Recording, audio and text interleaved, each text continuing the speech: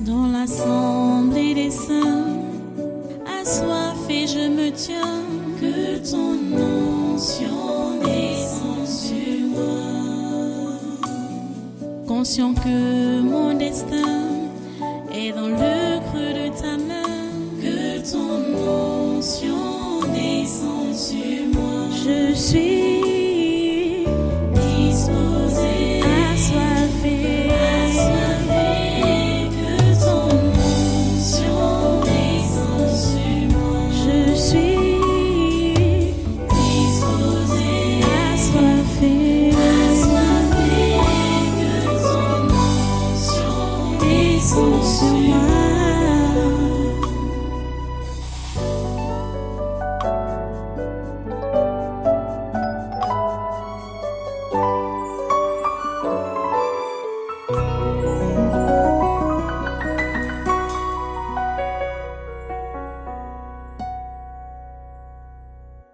On va évoluer. Ici, c'est qui?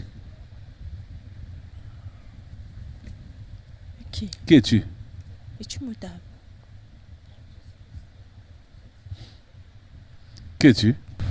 Nous sommes 3. Vous êtes 3. Le premier, c'est qui? Les réclamations de la chair, les illusions et la déviation. Pourquoi vous êtes venu là? C'est toi qui nous as appelés, non? Comment?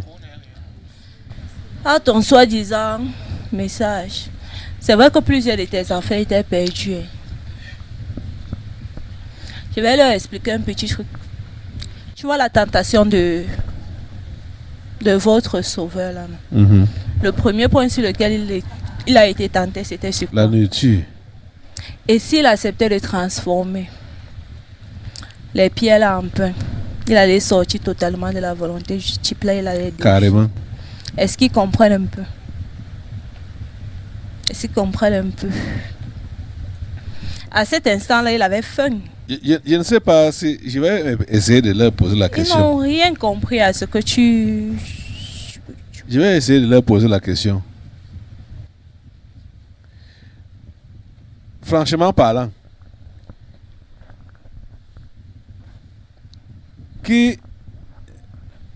ça a paru bizarre à qui de voir que je suis en train d'insister sur le manger quand il est demandé de lever les yeux parce que la moisson est blanche et que les champs sont blancs. Ça a paru bizarre à qui? Hein? Moi, Ok. Toi, hein? Toi, tu es qui? Le problème est que hier, on a lu dans quoi? Ok. Qui peut se rappeler? C'est le même passage qu'on a lu. Jean. Puisque par moment, non, lui-même il dit que soyez les imitateurs de Jean. Après, il dit encore le lendemain que, mais ne faites pas comme Jean, hein, parce qu'à tel niveau, Jean avait dérangé, comme il a demandé à Jésus que, qui es-tu? Ok. Et Jésus a dit que je suis le fils. C'est comme ça qu'ils comprennent. Hein? Les chiens de l'incompréhension. C'est un peu dur. Hein? C'est dur. Je ne vois pas là où vient la nourriture.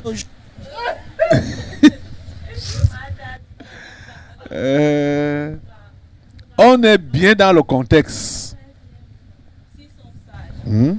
un deuxième point encore. Dans le désert, qu'est-ce qui a révolté, qu'est-ce qui a énervé encore votre type d'en haut là? C'était toujours sur la question de nourriture. Il se plaignait de quoi? Et il se plaignait de que rien que ça. Et ça leur a fait retourner en Égypte, non? Mais les gens se là. blaguent, non? Et c'était là, sur le chemin de la délivrance. Hein, Bien sûr. ils ont dit que la vie est misérable ici au désert. Mieux on nous laissait en Égypte. Mieux on nous laissait en Égypte parce qu'en Il y Égypte, avait les on mangeait poivrons les là-bas. concombres, la viande, du poisson. Aïe, aïe, aïe. C'est Ils donc ont- la même chose. C'est la même chose.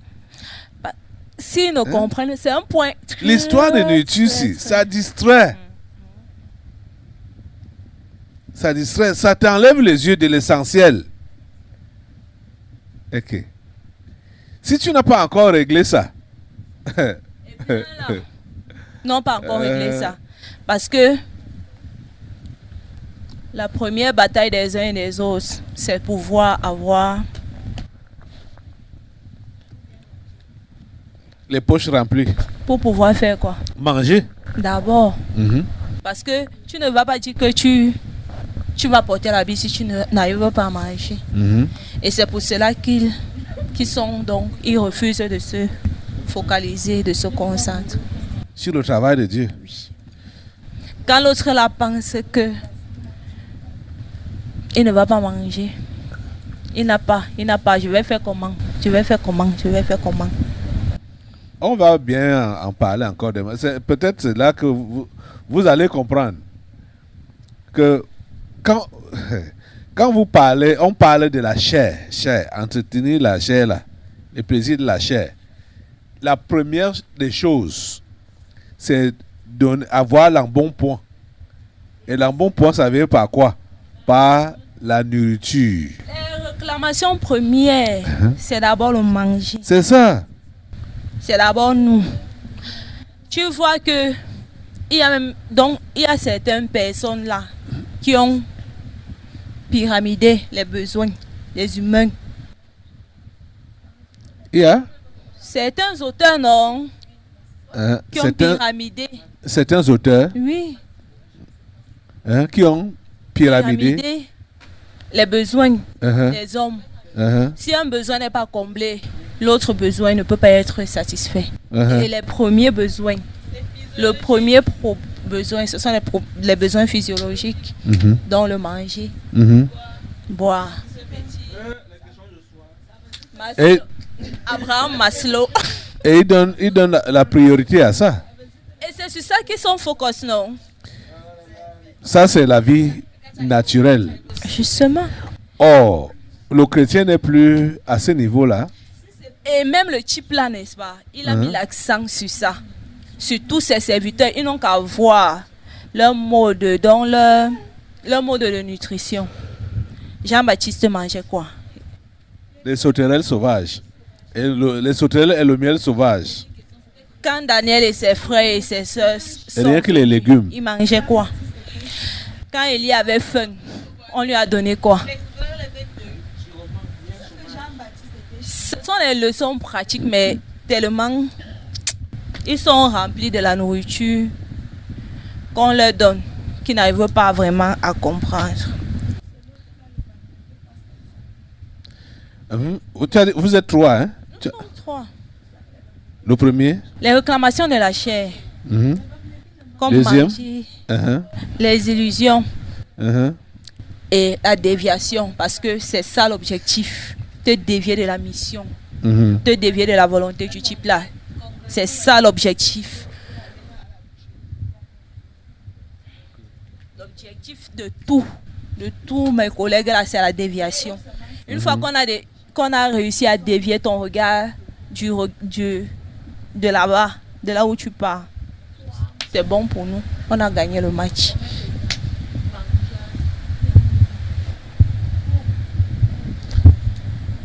Les réclamations de la chair. Mais j'ai dit, comment ça peut vous faire que Jésus a faim? Jésus a faim. Les disciples partent en ville pour aller chercher à manger. Ils reviennent avec la nourriture. Et Jésus n'est plus intéressé par cette nourriture. Comment ça vous fait? Et il donne une réponse qui peut paraître bizarre, mais qui est la réalité.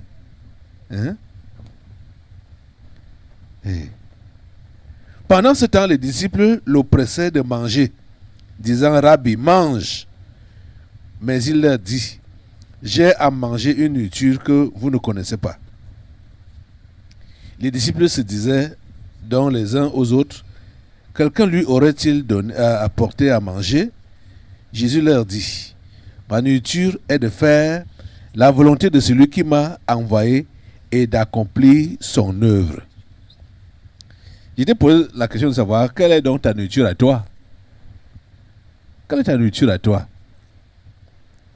Est-ce que tu es dans la logique de Jésus? Est-ce que tu comprends ce que tu dois manger? Là où tu dois, ce qui doit être la priorité pour toi. Est-ce que tu comprends vraiment ça?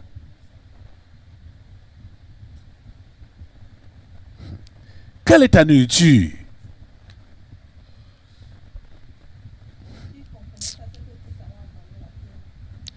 Ma nourriture est de faire la volonté de Dieu, de celui qui m'a envoyé, et d'accomplir son œuvre. Et c'est là qu'il dit, ne dites-vous pas qu'il y a encore 4 mois jusqu'à la moisson. Voici, je vous le dis, levez les yeux et regardez les champs qui déjà blanchissent pour la moisson. Donc, Jésus nous fait comprendre clairement que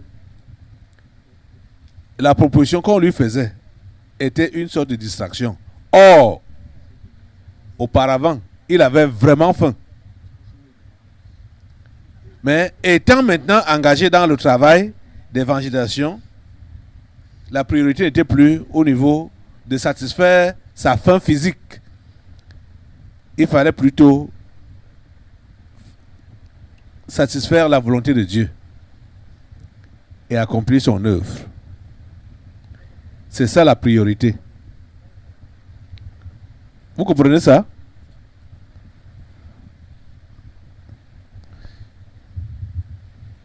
Les trois là, debout.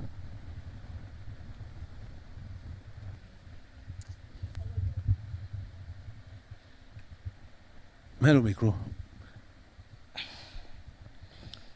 Vous vous rappelez?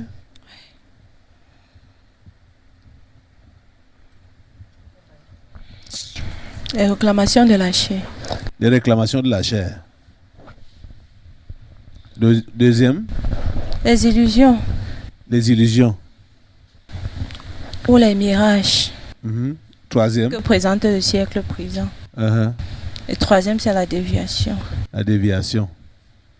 Je vous attache tous les trois au nom de Jésus.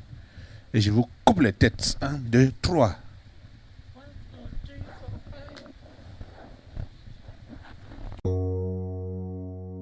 Dans l'assemblée des saints, assoiffé je me tiens, que ton onction descende sur moi.